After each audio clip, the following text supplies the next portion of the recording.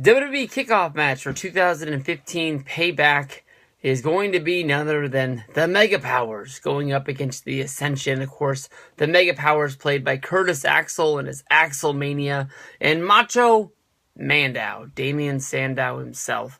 Honestly, by talking about this match, I just wanted to get off my chest talking about Damien Sandow first. Damien Sandow was a guy that had a good gimmick. He was a Money in the Bank winner. He came out there, he acted like he was better than everybody else. He wore this blue robe. He spoke in big words that people had to get sources and dictionaries to figure out what words, this guy was actually talking about and what he was trying to say. He'd be cutting you down in a way that you didn't even know. Honestly, I liked the Damien Sandow character. I liked his pink tights. Him as a Money in the Bank winner, guy running around with a leather Money in the Bank briefcase because he just was that much better than everybody else.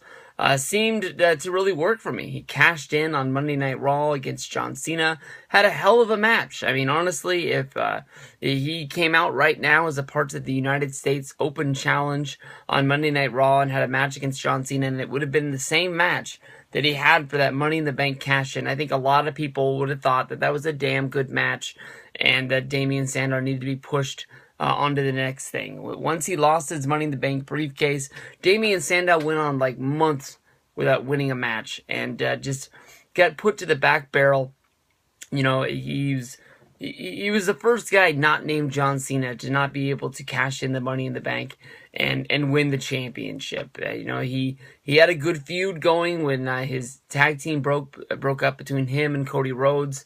He looked like he really had a good future, and then just the wheels fell off. He started becoming this guy that came out to sort of making fun of whatever city they were in. He came out dressed up like it was a lumberjack. He just had a different gimmick almost each and every week, and that got to the point where that got stale. And then he became Miz's lackey, or he just was doing all of the Miz's dirty work, and he was involved in, being the tag team champions. He really got over as, the fact that people felt bad for Mizdow being pushed to the back, and Miz was trying to take all of the glory of the team. Every time they were winning, it was because of Mizdow, but yet Miz was the egocentric maniac. He was the guy that was taking all the credit for it. Where the hell is Miz at these days? Now that I think about it, I guess he's off making that movie. But it's kind of weird. We keep thinking these guys are going to emerge into stars, and they just come and go, and nothing ever comes of it. But, Mizdow finally breaks out of Miz's shadow, and he did lose the match to Miz, where he had to lose the Mizdow character. But you would think that then he would go back to being Damien Sandow, and he would be, a good wrestler. And, people love this guy as Mizdow. They're going to love him even more now that he's himself and his Damien Sandow. That lasted all of about a week.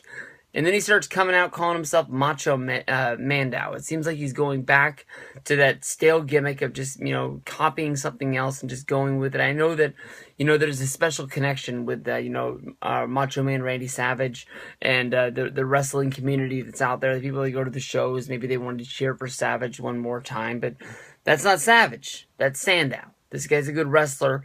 If they don't have anything for this guy, just let him go. And I'm sure he would love to wrestle in the indies. I'm sure that he would love to go try and find a job in TNA or Global Force Wrestling.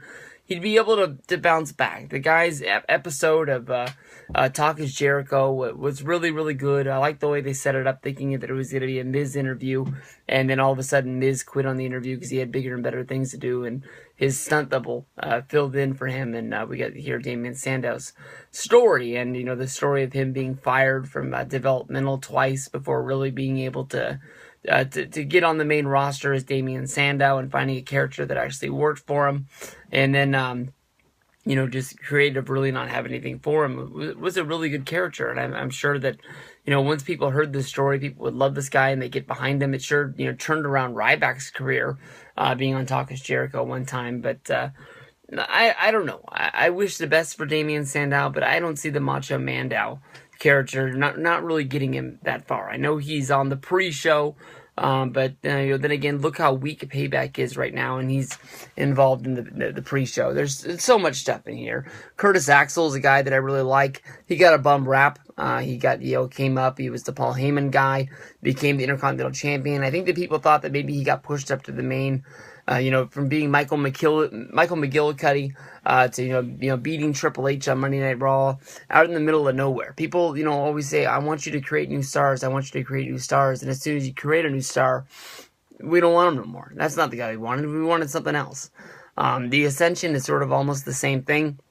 The only thing was, for 2 years these guys were in developmental, and I kept hearing their name, and people kept talking about how bad these guys are, but yet they keep winning their matches.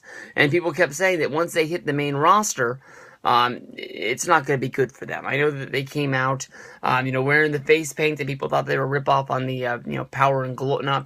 Powers of Pain, or Demolition, or a team like that. They're going back to the 80s, trying to recreate what's going down, and that almost sets up what this whole feud is about. They came out almost making fun of themselves by making fun of Sandow and Axel for having to recreate the past with WrestleMania 5 out there with Axelmania against Macho Mandow on Monday Night Raw, and they don't like how people have to dress up like old gimmicks in order to try to get over with the crowd. And these guys aren't over at all. I remember hearing things about WrestleMania that they had already given up on the Ascension, and they weren't going to be a part of it. If you think about what happened with the pre-show match for the tag team championships, the Usos were injured. Everybody knew they were injured, and they still used the Usos in the match because they didn't feel like they had enough star power enough to get in there, even though the primetime players had just reunited. The Ascension had just debuted months before.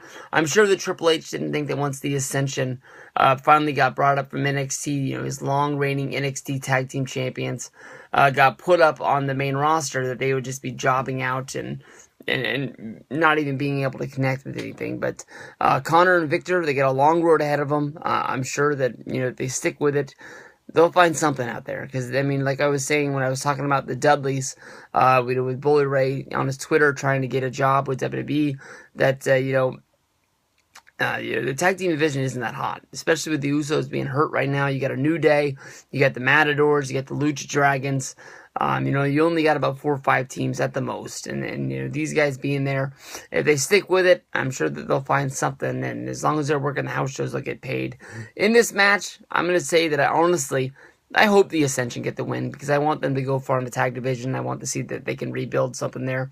I know that back at the Royal Rumble, they had a match, and they beat the New Age Outlaws, so they at least got a win on pay-per-view before. But Sandow and Axel, I wish them the best. I just don't want to, throw everything away, with the tag team division and the Ascension.